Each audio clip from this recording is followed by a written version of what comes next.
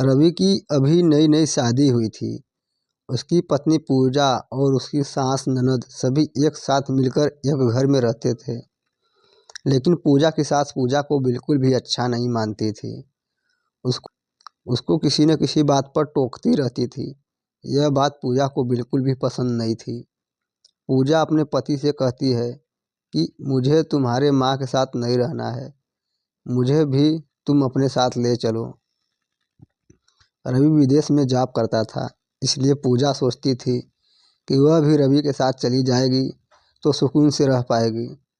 लेकिन रवि की नई नई जॉब बहुत बड़ी कंपनी में अभी लगी थी, इसलिए वहाँ उसको अभी इतनी जल्दी अपने साथ वहाँ नहीं ले जा सकता था।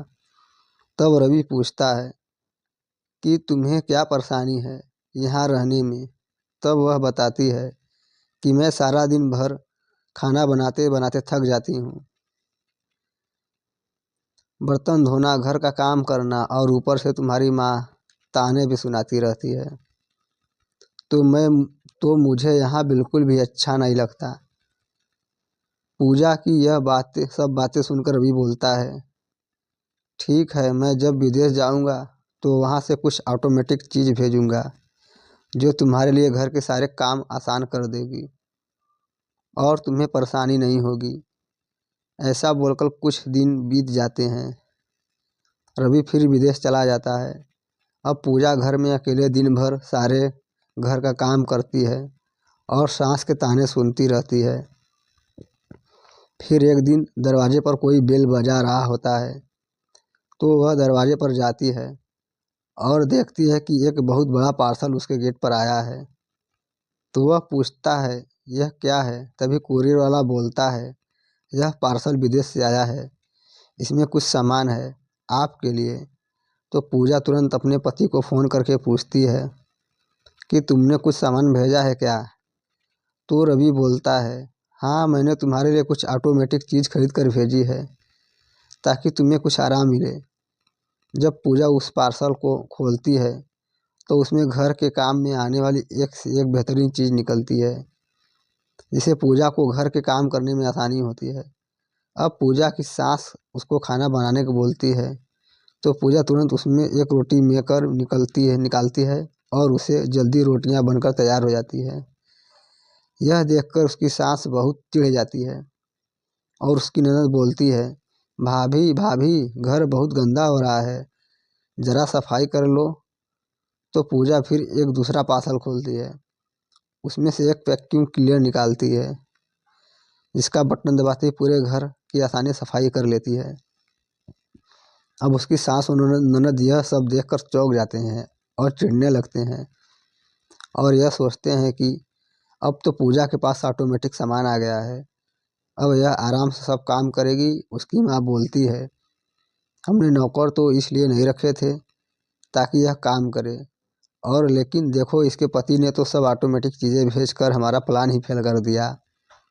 अब फिर पूजा की सास पूजा को परेशान करने के लिए बोलती है कि यह कपड़े धो लो। तो पूजा तुरंत एक पार्सल और खोलती है, जिसमें ऑटोमेटिक मशीन होती है, जिसमें कपड़े बड़ी ही आसानी से धुलकर, सूखकर और प्रेस होकर भी बाहर आ जाते हैं।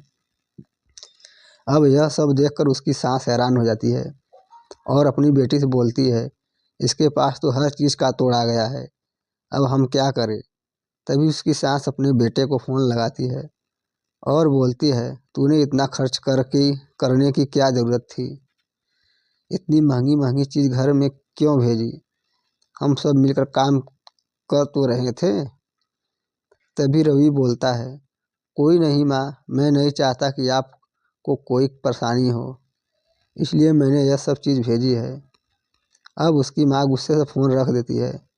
तब उसकी ननद बोलती है, चलो हम एक काम करते हैं, इन सामान को ख़राब कर देते हैं। अब उसकी माँ और ननद चुपके से ऑटोमेटिक सामान का तार निकाल कर काट देते हैं और किसी ना किसी मशीन का कुछ और ख़राब कर देते हैं। अब जब पूजा उस सामान को यूज़ करती है तो वह ख़राब होती है। फिर वह अपने पति को फ़ोन लगाती है और बोलती है, यह सब प्रोडक्ट तो काम ही नहीं कर रहे हैं, ख़राब हो गए हैं। तब उसका पति बोलता है, तुम टेंशन मत लो, अभी यह वारंटी में है, अभी इलेक्ट्रिशियन आके सारे प्रोडक्ट चेक करके रिपेयर कर देगा। तभी घर में थोड़ी देर में इलेक्ट्रिशियन आ जाता है, घर में सब सामान दोबारा से रिपेयर कर देता है और सब ठीक हो जाता है। अब उसकी सास और परेशान हो जाती है, फिर से वो उन सामानों को फिर से ख़राब करने की कोशिश करती है, तो उसको करंट लग जाता है, जिसके कारण वह बिस्तर में पड़ जाती है और डॉक्टर बोलते हैं कि अब इनको कुछ समय के लिए ऐसे ही आराम की ज़रूरत है और इनको अब ऐसे व्यक्ति की ज़रूरत पड़ेगी जो इनकी सेवा कर सके।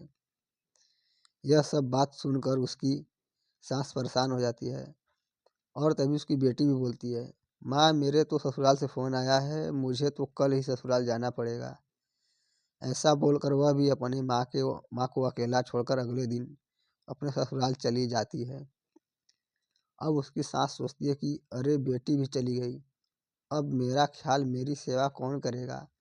लेकिन वहाँ देखते हैं कि बहू उसकी सेवा कर रही होती है, उसकी सारी ज़रूरत को समय पर पूरा कर रही होती है, क्योंकि घर का सभी काम ऑटोमेटिक मशीनों के द्वारा हो रहा होता है। अब उसके बेटे का फ़ोन आता है तो माँ बोलती है, बेटा तूने सही कहा था, हमें समय के साथ बदलना ज़रूरी है। आज यह सामान हमारे घर में है तो बहू भी मेरी सेवा कर रही है, नहीं तो मैं ऐसे ही पड़ी रहती। ऐसा बोल रोने लगती है और अपनी बहू को गले लगाती है। अब पूरा परिवार हंसी खुशी मिलकर रहने लगता है। दोस्तों यह स्टोरी आपको कैसी लगी नीचे कमेंट में हमें ज़रूर बताइएगा। साथ ही चैनल को सब्सक्राइब भी कर दें।